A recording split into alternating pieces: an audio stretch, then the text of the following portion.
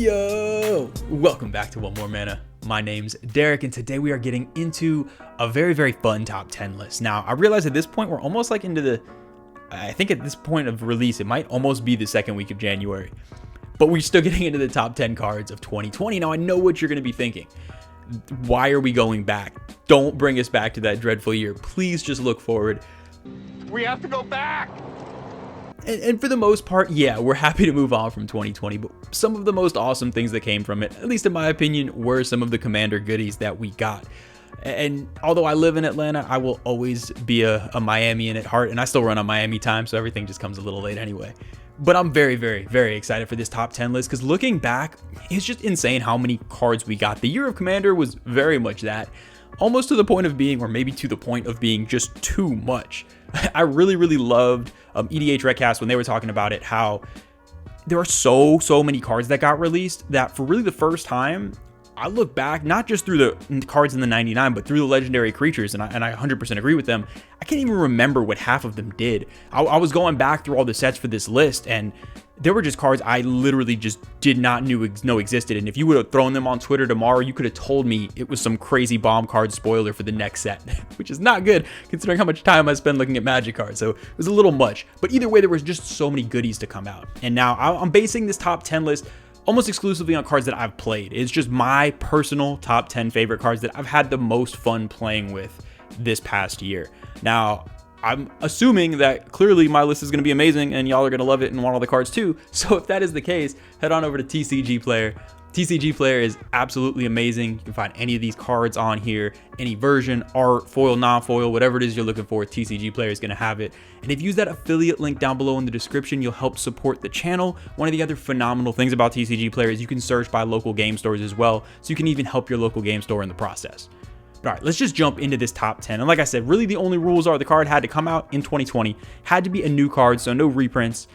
And it has to be something I've played with personally and that I love. So there's a lot of variation in that, but all these cards have led to some crazy plays this past year. So we're going to start with number 10 on a card that I opened in a pack, would have probably not have known of otherwise, but it's amazing, and it's Thassa's Intervention.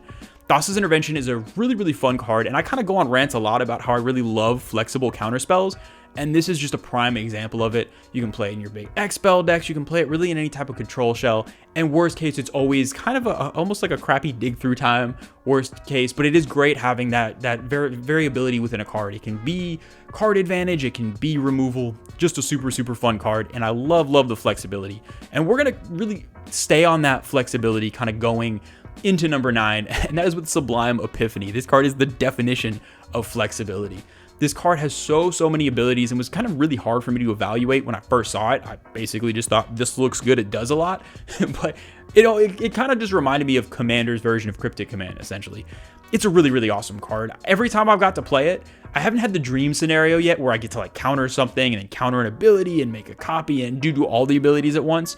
But 90% of the time, I'm getting at least 3 or 4 of the abilities, which is just a lot of value for 6 mana. I love playing both in my Vial Smasher deck and in my Scarab God deck. Those are both decks that I run this in where you want to keep a bunch of mana up and have options.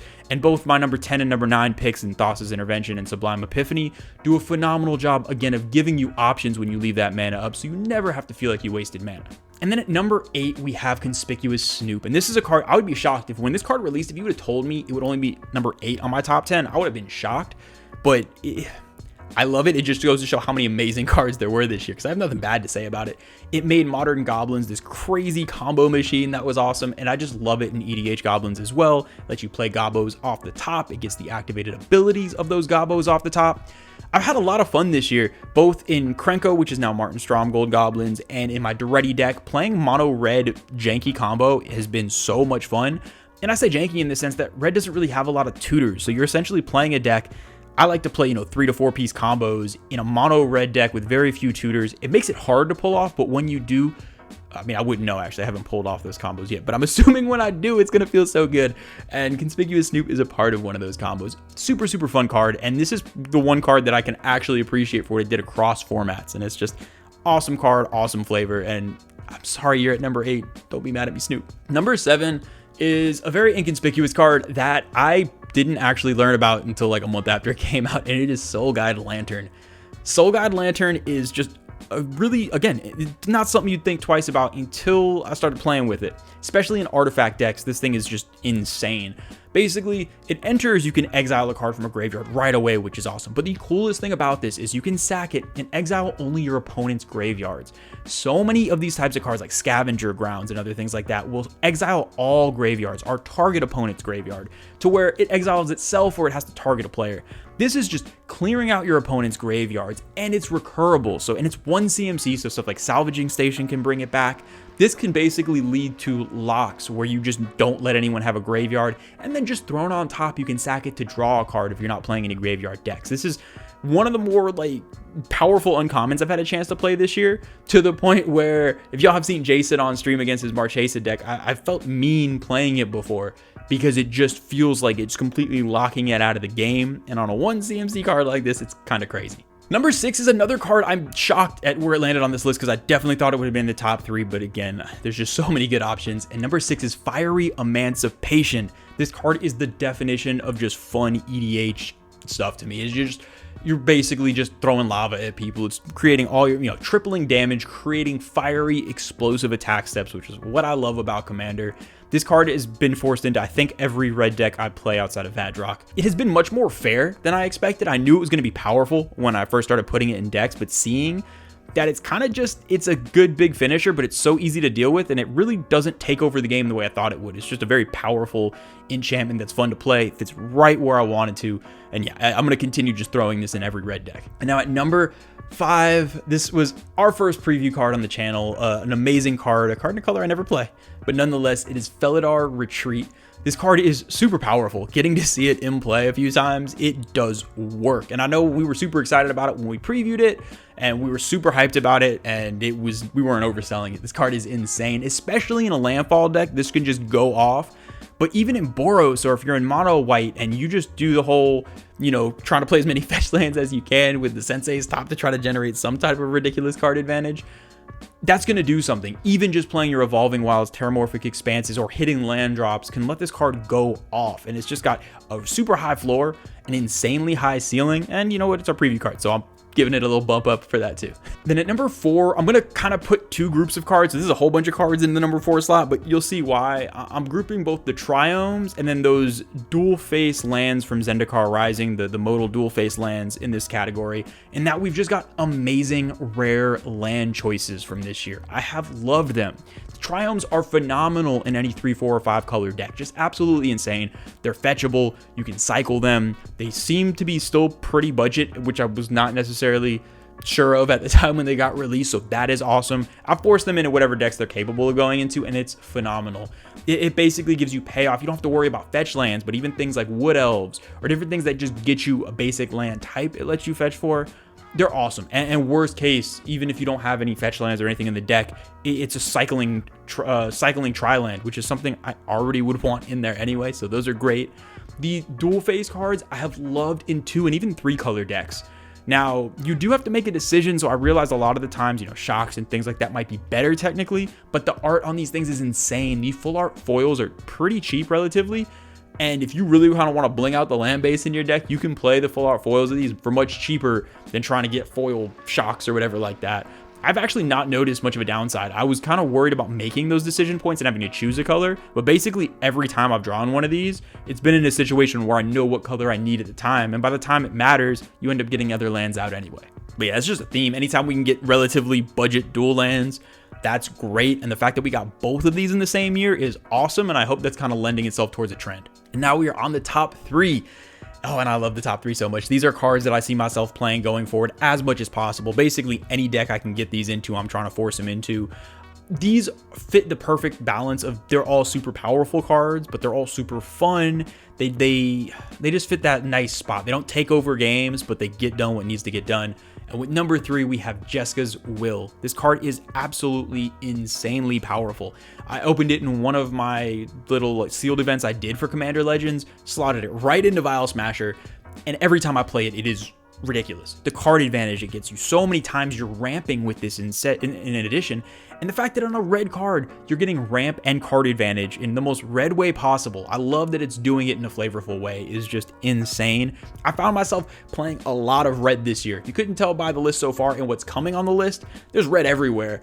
And I think it's because of cards like this, because you're getting to do super powerful things, but in a very color pie-ish flavorful way. And this is one of those cards that I don't think any deck wouldn't want it. You could be in blue, you can be in green, but if you're running red, this card's still going to help you out.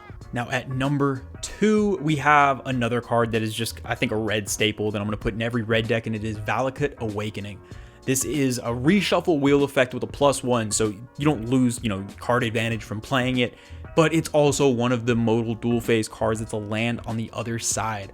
This is just, you don't lose a slot. It essentially can be a land for you. Initially, I didn't want to cut any lands, but I have seen myself in certain decks going from 38 to 37 or 37 to 36 with certain cards like this, that if my CMC is low enough, a lot of times I just play it as a tap land. I don't see it as any different as playing one of the cycling lands or something like that in a deck.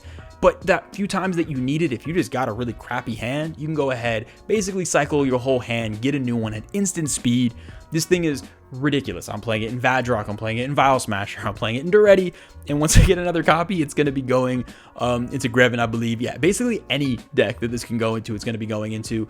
Another example of a relatively cheap card, at least at time of recording, where you can get the full art foil version, and it is beautiful, a beautiful way to bling out your deck for relatively cheap considering how powerful the card is right now. And then coming in at number 1 should be no surprise to anyone. If y'all know how I play, if you just know Magic in general, clearly there's only one option for number 1, and that's Hull Breacher. Hull Breacher is insane. Who needs friends when you can get treasures? Treasures let you cast cards. Your friends don't have cards to stop you from casting cards. This card is nasty, like 3-day-old sushi, like the fish it is. To me, Hull Breacher just captures the spirit of Commander, just locking your opponents out, not letting them play Magic, you getting all the resources in the world to take a 30-minute turn, and them getting to catch up on their Twitter feeds. No one has enough time in the day to send out enough angry, hot take tweets, so clearly, Hull Breacher is just helping your friends get more time for that.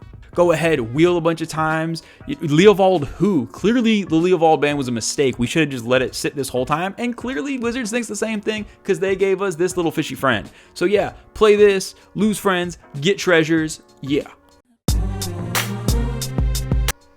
No, I'm just playing. I'm actually curious to see if anyone stopped watching at that point. But for all of you who are still with me, clearly Hull Breacher is not my number 1 card. I'm never going to play that card.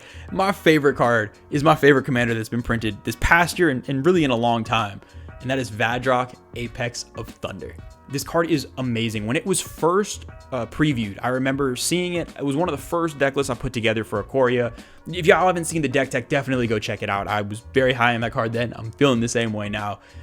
It was one of the only times I've ever put a deck list together and actually purchased all the cards for it before even recording the deck tech. Typically, I have some decent self-control, and I stop myself from doing it. I couldn't stop myself in this case. I immediately just put the deck together. It was a beautiful deck because you get to play all of the Mutate comic book art cards in there, and they're pretty cheap too, so you get these beautiful full art foils for cheap and that you just get to fill the deck with. And you also get to play all these awesome, typically kind of unplayable cards in Commander. And I'm not someone who likes to say, don't play this card in Commander, but some of these are just not good. So you have stuff like Get Probe and stuff like Lightning Bolt that really doesn't fit into many decks, or you have all the suspend cards like Ancestral Vision and all of these different cards that are insanely powerful, getting to basically cheat suspend costs and just recur all these things. It's such a fun deck. And it also, on top of all that, lets you play a wheel deck in a way that isn't typical. Most wheel decks are trying to do the Nekusar thing or the Xyrus thing or the Locust God thing where it's, wheel, blah, everyone's dead. This is actually utilizing wheels in a weird graveyard filling way in Jeskai, just so you can get access to weird utility removal and different, toolboxy things throughout the game. It is a tremendously fun deck. It even has some weird combo potential if you use, I believe it's like a Dockside wheel, something other. I've never actually pulled the combo off or tried to, but it's there. This deck has everything. It is such an awesome card. And just in general, that whole scope of the Mutate commanders, I think were awesome. But to me, it is just not a contest. Vadrok for me was the most fun one and is by a pretty good margin my favorite card from 2020. And that is going to do it for my top 10 cards of 2020. I hope y'all enjoyed it. As always, a huge shout out to all the patrons. We love and appreciate y'all so much. And as we get into 2021 and finally get into 2021, it's a very exciting year ahead. Previews, I think, are resuming back again for Cal time. And there's some sets I'm super hyped for this year. So I'm so excited to move forward and get into that. And until then, I will see y'all next time.